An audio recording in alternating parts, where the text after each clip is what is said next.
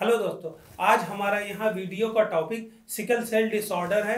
ये हमारे लिए प्रीलिम्स और मेंस एग्जाम दोनों सेक्शन में हेल्थ इश्यूज एंड स्कीम से रिलेटेड एक इम्पॉर्टेंट टॉपिक है। पहले भी यहाँ से क्वेश्चन पूछे जा चुके हैं और आगे भी इसके पूछे जाने की बहुत ज़्यादा प्रोबेबिलिटी है। इस वीडियो में हम यहाँ सिकल सेल डिसऑर्डर के न्यूज़ में रहने की वजह, साथ में ये क्या है, इसके सिम्टम क्या हैं, इसके अवेलेबल ट्रीटमेंट्स या इलाज क्या हैं, इसके ट्रीटमेंट और एक्सेसिबिलिटी यानी पहुंच से रिलेटेड मेजर चैलेंजेस क्या हैं, इस बीमारी से रिलेटेड मेजर गवर्नमेंट इनिशिएटिव कौन कौन से हैं, world sickle cell awareness day कब मनाया जाता है और इसका 2024 का थीम क्या था, ये सारी चीज़ें हम यहाँ पर जानने की कोशिश करेंगे। तो अब हम इस टॉपिक पर आज डिस्कस करने की वजह की बात करें तो लास्ट वीक 15 नवंबर को जनजातीय गौरव दिवस के मौके पर मध्य प्रदेश की गवर्नर और चीफ मिनिस्टर ने पीजी कॉलेज धार में सिकल सेल इरेडिकेशन या सिकल सेल उन्मूलन 2047 के लिए डेडिकेटेड एक कमेमोरेटिव पोस्टल स्टैम्प जारी किया था। अब हम अगर सिकल सेल डिसऑर्डर के बारे में बात करें तो ये एक जेनेटिक या इनहेरिटेड हीमोग्लोबिन डिसऑर्डर है जिसमें एक जेनेटिक म्यूटेशन या बदलाव होता है जिसकी वजह से रेड ब्लड सेल्स यानी आरबीसीज अपने नॉर्मल गोल शेप में होने के बजाय सिकल या क्रिसेंट शेप जैसे दराती या अर्धचंद्राकार डिजाइन की होती हैं। इसके सिकल शेप में होने की वजह से ब्लड फ्लो ब्लॉक हो जाता है जिससे सीवियर पेन होता है, ऑर्गन डैमेज होने का खतरा रहता है और इन सब वजहों से लाइफ एक्सपेक्टेंसी ऑटोमेटिकली कम हो जाती है। वही इसके सिम्टम्स की बात करें तो इससे अफेक्टेड लोगों में क्रोनिक एनीमिया बहुत आम होता है जिससे थकान, कमजोरी, बॉडी में पीलापन जैसा दिखता है। इससे हड्डियों में, चेस्ट में, बैक में, हाथ और पैर में अचानक बहुत तेज दर्द होता है और इससे अफेक्टेड लोगों में अक्सर डेवलपमेंटल ग्रोथ और प्यूबर्टी में भी देरी देखी गई है। इसके अवेलेबल ट्रीटमेंट या इलाज को देखें, ट्रांसफ्यूजन के थ्रू यानी नया ब्लड चढ़ाने से एनीमिया से वक्ती राहत पाई जा सकती है क्योंकि इस बीमारी में blood loss continue high level पर होता है। दूसरा, हाइड्रोक्सी यूरिया के थ्रू होने वाली तेज दर्द से कुछ आराम पाया जा सकता है। इसके लिए जीन थेरेपी ट्रीटमेंट की मदद से बोन मैरो या स्टेम सेल ट्रांसप्लांटेशन करके क्रिस्पर टेक्निक जैसे मेथड्स का भी यूज किया जा सकता है। अब हम अगर सिकल सेल डिसऑर्डर के ट्रीटमेंट और एक्सेसिबिलिटी से रिलेटेड चैलेंजेस को देखें तो पब्लिक और हेल्थ केयर प्रोवाइडर के बीच सिकल सेल डिसऑर्डर के बारे में बेसिक समझ की ही कमी है जिसकी वजह से डायग्नोज करने में बहुत देर हो जाती है और अक्सर ट्रीटमेंट ठीक ढंग से नहीं हो पाता है।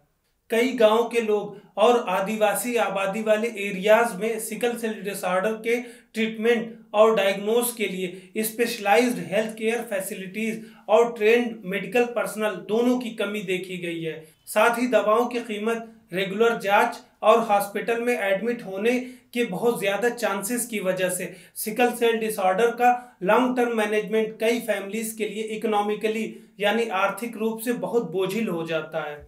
साथ ही सिकल सेल डिसऑर्डर के ट्रीटमेंट के लिए ज़रूरी दवाओं जैसे हाइड्रोक्सी यूरिया और पेनकिलर दवाओं की इनकंसिस्टेंट अवेलेबिलिटी भी कई जगहों पर एक बड़ा इशू है। अगला मेन इशू नए पैदा होने वाले बच्चों की सिस्टमेटिक स्क्रीनिंग और अर्ली डिटेक्शन जैसे पहल की कमी की वजह से अर्ली इंटरवेंशन और जेनेटिक काउंसलिंग भी नहीं हो पाती है। साथ ही आदिवासी और रूरल एरियाज में इसके आम होने का एक बड़ा रीजन जियोग्राफिकल आइसोलेशन यानी भौतिक रूप से अलगाव, लैक ऑफ ट्रांसपोर्टेशन और सोशियो इकोनॉमिक फैक्टर्स की वजह से रूरल, रिमोट और ट्राइबल कम्युनिटीज को क्वालिटी हेल्थ केयर तक पहुंचने में चैलेंजेस का सामना करना पड़ता है। साथ ही सोशल स्टिग्मा और डिस्क्रिमिनेशन भी हेल्थ केयर सर्विस तक पहुंच में एक बैरियर के रूप में काम करते हैं। तो अब हम इससे रिलेटेड मेजर गवर्नमेंट इनिशिएटिव्स की बात करें तो इसके लिए dedicated national sickle cell anaemia elimination mission का मेन एम सभी सिकल सेल डिसीज से रिलेटेड पेशेंट की देखभाल को बढ़ाना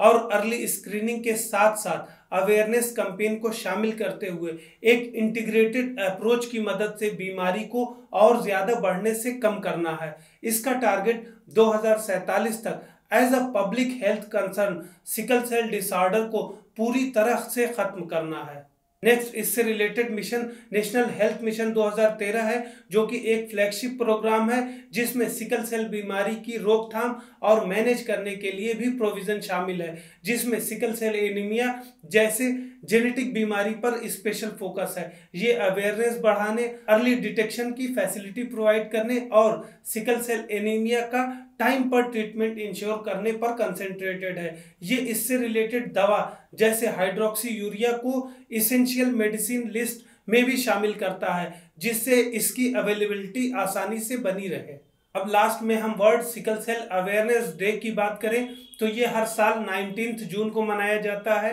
इसका main aim sickle cell disease से रिलेटेड लोगों के स्ट्रगल्स को सामने लाना, इस बीमारी की समझ को ज्यादा बढ़ावा देना और पेशेंट्स की देखभाल में सुधार लाने, नए और इफेक्टिव ट्रीटमेंट के तरीके खोजने की दिशा में काम करना है। इस साल 2024 का theme hope through progress, advancing sickle cell care globally, यानी प्रगति के माध्यम से आशा, वैश्विक स्तर पर सिकल सेल देखभाल को आगे बढ़ावा देना है। इस वीडियो से रिलेटेड पीडीएफ फाइल हिंदी और इंग्लिश दोनों लैंग्वेज में हमारे टेलीग्राम चैनल पर भी अवेलेबल है, वहां से भी आप डाउनलोड कर सकते हैं।